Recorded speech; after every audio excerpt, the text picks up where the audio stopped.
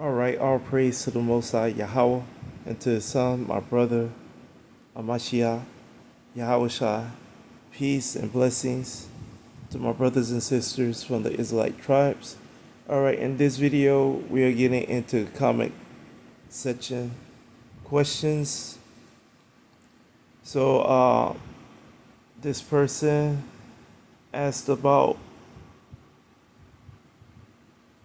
um, at Mel, at Mel, uh, my bad, at Melly Bong Wet Agada Agalala 9746 at Melly Bong Weda Lang La La La La 9746.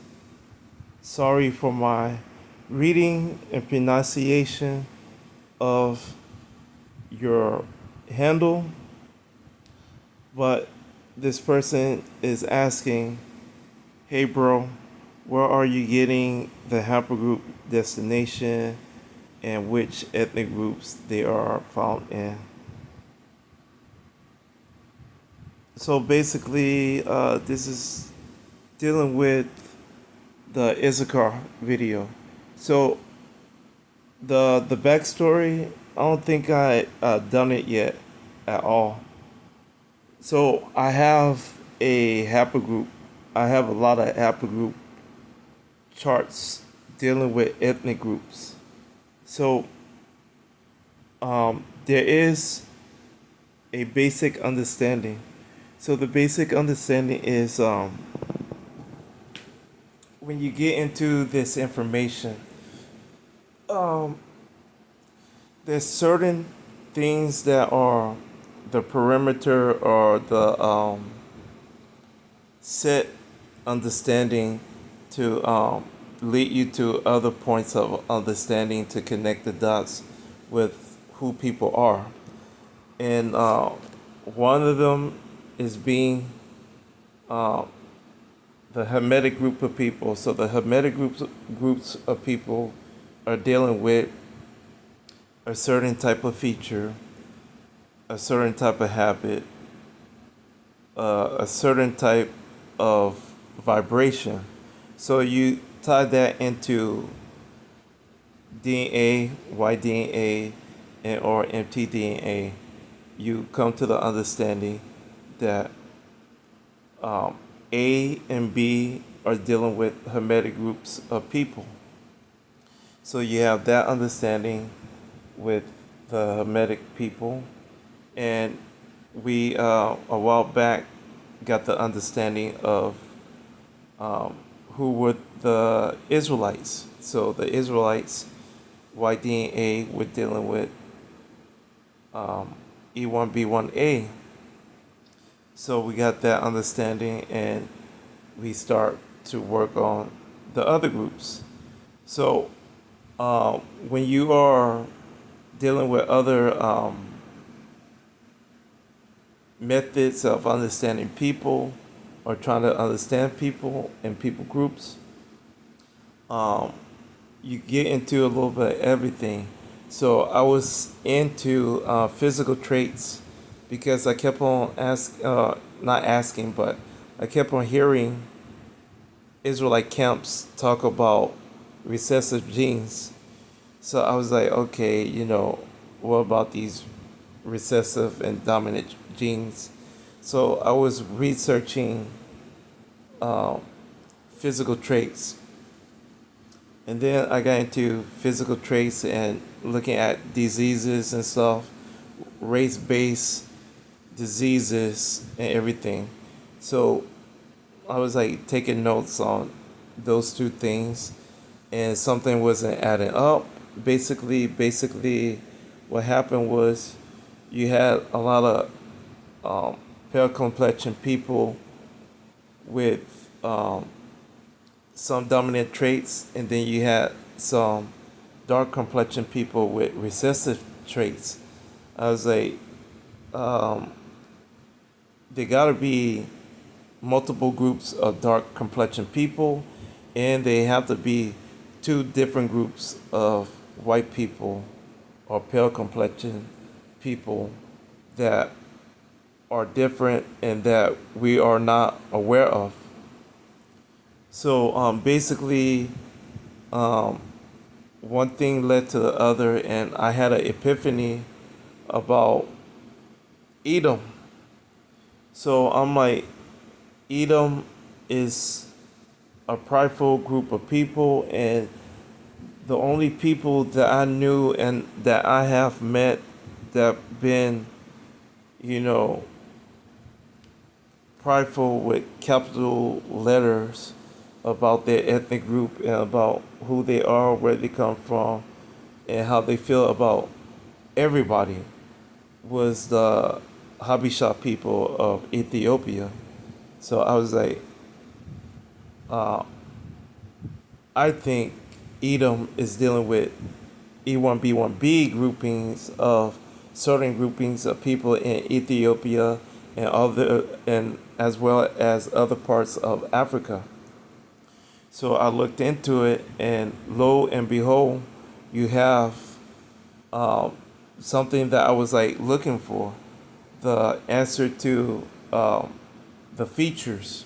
So I found out that yes, this E1B1B group has a tail wing, and the tail wing is dealing with a pale complexion grouping of people that would be associated with various forms of populations of people throughout time and throughout various sections of civilizations with the empires talking about, with the Greek, the Roman, the Ottoman, and so on.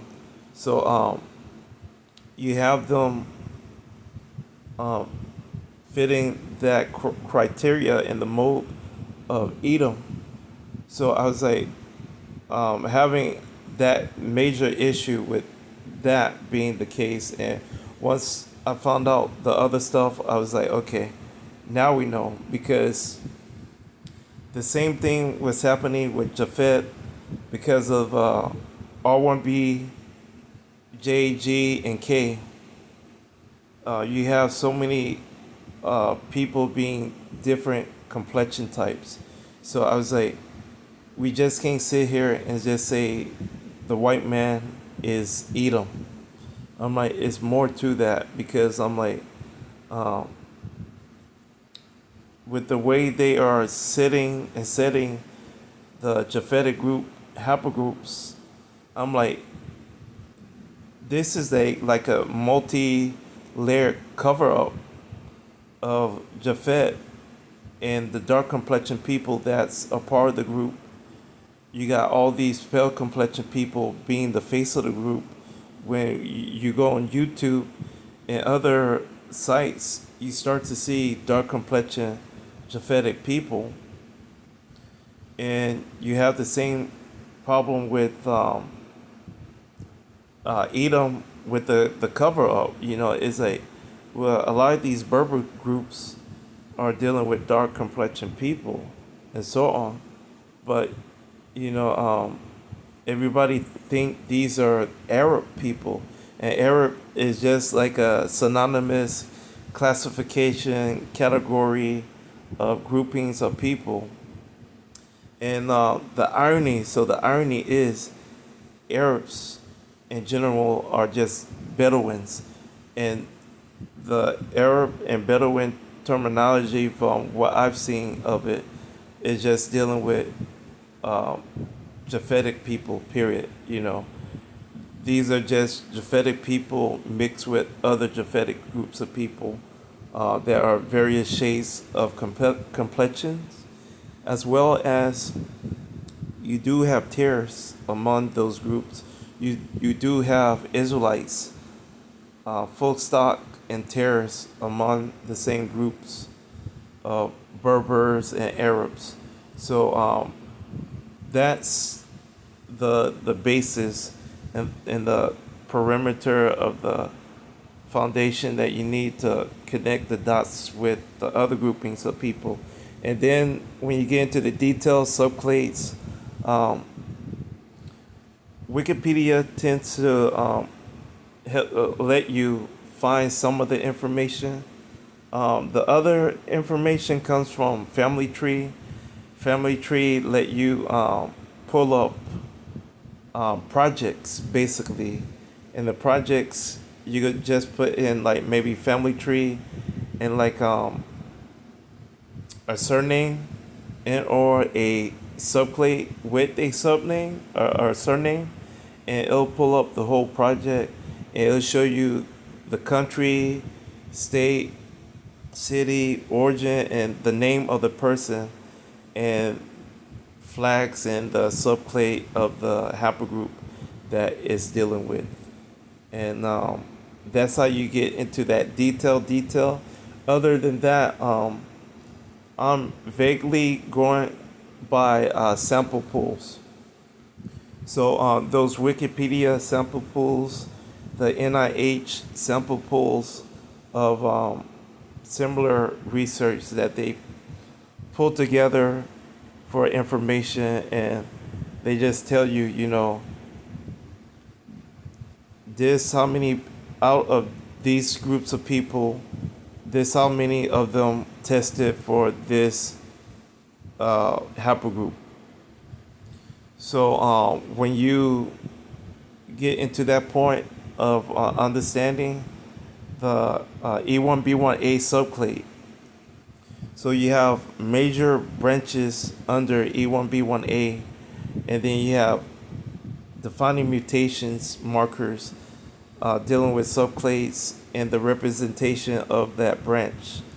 And you just do it by birth order, basically, from the children of Jacob. And that's the short, basic understanding and way of dealing with the E1B1A thing and with other groups of progenitors with their haplogroups. So AB, Hermetic, CD, Shemitic, Moabite, Shemitic, Ammonite, E1A, Ishmaelite, E1B1A, Israelite, E1B1B, Edomite, E2, Midianite, and so on. F, Shemitic, Elamite, G to T, Japhetic people. And you continue the process and the understanding with that information and that layout, and you go into the mtDNA understanding, and you do the same thing basically. So we know with the mtDNA information, L0 is dealing with Hermetic group of women. We know that the next group of women is dealing with L1. L1 would be Ishmael. So Ishmael would be the next group. L2 would be dealing with Israelite women, and so on. L3, Shemitic Edomite women, and so on. mtDNA tends to do something different in a way of some things, and similar in a way with grouping of certain related women and so on. So that's something different and harder to get into because you gotta first have an understanding of the Y-DNA, and then once you get that understanding, you gotta also have an understanding of, you know, obvious reference points of those alliances that Edom and Hamitic people and other people, the relationships that they had before they became nations of people. So you have to have that type of understanding for the mtDNA side, because you go, okay, what about this group and that group, and there's latter day groups of um, ancestor groups, and you have it with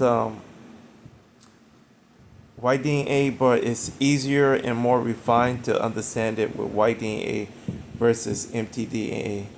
So that's the best way that I can explain this information. Um, I could do like a follow up video on like some of the stuff that I was talking about with the family tree projects and stuff. Other than that, it'll be a while before I get into mtDNA stuff on this channel. I think on Operation Gadite on YouTube, um, I'm starting to get further into mtDNA information on that versus on here, and it's the light stuff. It's like showing people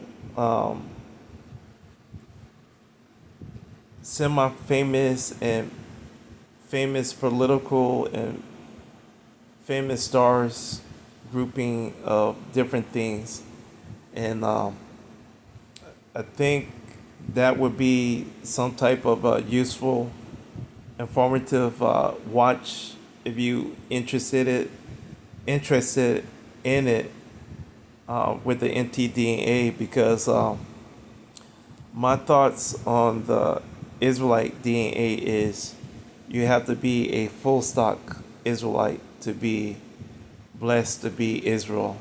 So you would have to have E1B1A in or the latter group of E dash 329, I believe, or E1B1A2, basically to be a Israelite, along with L2 mtDNA, basically. So you have to have uh, those groupings of people as your white DNA and mtDNA. And remember, as always, for women, you will have to get um, a father side lineage representative to get your full understanding of your inheritance, dealing with the blessing and everything. So you have to get your father or his paternal father, grandfather, his same shared parent, brother, your uncle, um, any of their male offsprings dealing with that lineage of grandfather, great uncle, so on. Uh, Cousins that are in that lineage of the male line dealing with your closely related father and brother and grandfather ancestry pool. Other than that, that's about it with this video. As always, all praise to the Most High, Yahweh, and to His Son, my brother, Mashiach, Yahweh Shai. Peace and blessings once again to my brothers and sisters from the Israelite tribes. Thank y'all for the views. Thank y'all for the comments. Feel free to leave a comment in the comment section according to the community guidelines, and I shall reply to the information with a comment or a video. With that being said, peace and thank y'all.